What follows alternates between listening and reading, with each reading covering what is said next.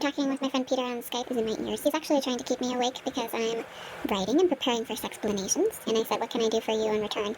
And he said, you can give me some tips on blowjobs. If I'm going to do this, I want to do this for everybody. The number one thing I will say is to be enthusiastic about giving it so that the person receiving it is like, this is such an awesome gift because you're excited to give it to me. And so it's really giving advice to people performing the blowjob on how to enhance the experience for them so that they want to do it. So that could mean like, hey, can we listen to my favorite music while I do this? Or can I put honey all over your dick first? Here's the recipe for a good blowjob. Have the person sit down, don't talk, mouth the genitals over close first. You don't have to put a lot of saliva, but just mouth it like this is what's going to happen. Unzip, unbuckle, unbutton, remove the monster. If you know how to cheek, put the condom on with your mouth. If not, put it on with your hands. Take a deep breath and smile really big. Look up, get a big wad of uninfected phlegm right here and bring it to the front of your mouth because this is the more viscous saliva, and then lather with the top and underside of your tongue, the whole penis. The corona can be really nice to loop around. Frenulum is part where the foreskin was or is attached on the underbelly of the penis, like this. Very sensitive, and so if you can, that becomes part of like a trigger spot, which may mean you stay away from it because it's so sensitive. Connect your hand to your mouth and put it all on at once so that it becomes one functioning sheath. I recommend using the hand as the first set of inches on the base, so then your mouth is only covering the rest of whatever penis length there is to go. If you create a cupping around the penis at any point to move with your hand, that the seam right there where your thumb comes close to your fingers is not on the underbelly, but that it's somewhere on the side.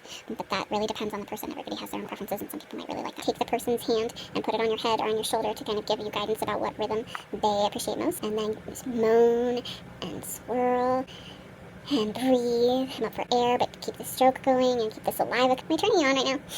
If your mouth and hand are doing this, your other hand can be pressing on the perineum, it can be pressing on the anus, the spot right where the crack ends and turns into back, their hips or their buttock, the pubic bone area, because it can feel like someone riding the penis, right? Because if you're having penetrative sex with an anus or vagina, then there's something that you're bumping up against. And so if you mimic that during oral sex, it can be arousing. If you want the person receiving to last longer, you can pull lightly on the scrotum away from the person's body. And if you would like to expedite orgasm, you can lift it up closer to the body. I wouldn't say that it is scientifically proven, kind of mimicking what would happen in the natural progression of arousal. It's go time. Hopefully orgasm if that's what they want to do. Shoot it into whatever part of your mouth doesn't have taste buds unless you would love to taste it.